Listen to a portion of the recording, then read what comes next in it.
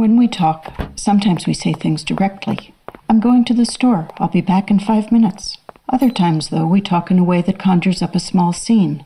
It's raining cats and dogs out, we say, or I was waiting for the other shoe to drop. Metaphors are a way to talk about one thing by describing something else. That may seem roundabout, but it's not. Seeing and hearing and tasting are how we know anything first. The philosopher William James described the world of newborn infants as a buzzing and blooming confusion. Abstract ideas are pale things compared to those first bees and blossoms. Metaphors think with the imagination and the senses. The hot chili peppers in them explode in the mouth and the mind. They're also precise. We don't really stop to think about a raindrop the size of an actual cat or dog, but as soon as I do, I realize that I'm quite certain the dog has to be a small one, a Cocker Spaniel or a Dachshund, and not a Golden Lab or Newfoundland. I think a beagle might be about right. A metaphor isn't true or untrue in any ordinary sense. Metaphors are art, not science, but they can still feel right or wrong. A metaphor that isn't good leaves you confused. You know what it means to feel like a square wheel, but not what it's like to be tired as a whale. There's a paradox to metaphors. They almost always say things that aren't true. If you say, there's an elephant in the room, there isn't an actual one looking for the peanut dish on the table. Metaphors get under your skin by ghosting right past the logical mind. Plus, we're used to thinking in images. Every night we dream impossible things, and when we wake up, that way of thinking's still in us. We take off our dream shoes and button ourselves into our lives. Some metaphors include the words like or as, sweet as honey, strong as a tree. Those are called similes.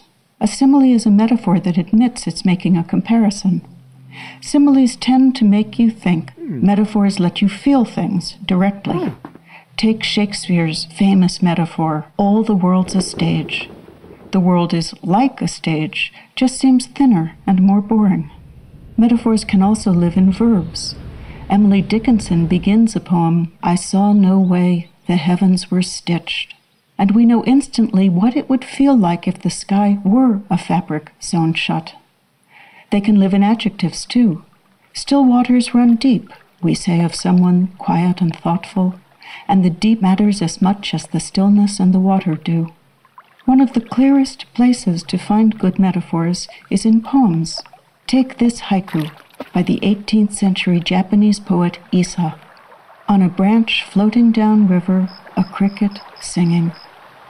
The first way to meet a metaphor is just to see the world through its eyes. An insect sings from a branch passing by in the middle of the river. Even as you see that, though, some part of you recognizes in the image a small portrait of what it's like to live in this world of change and time. Our human fate is to vanish as surely as that small cricket will, and still we do what it does. We live, we sing. Sometimes a poem takes a metaphor and extends it, building on one idea in many ways. Here's the beginning of Langston Hughes's famous poem, Mother to Son. Well, son, I'll tell you, life for me ain't been no crystal stair. It's had tacks in it, and splinters, and boards torn up, and places with no carpet on the floor.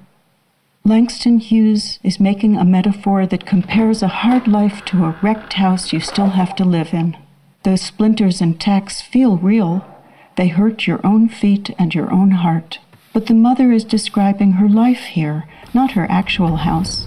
And hunger and cold, exhausting work and poverty are what's also inside those splinters.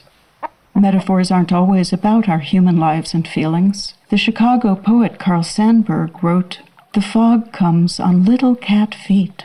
It sits looking over harbor and city on silent haunches, and then moves on." The comparison here is simple. Fog is being described as a cat. But a good metaphor isn't a puzzle or a way to convey hidden meanings. It's a way to let you feel and know something differently.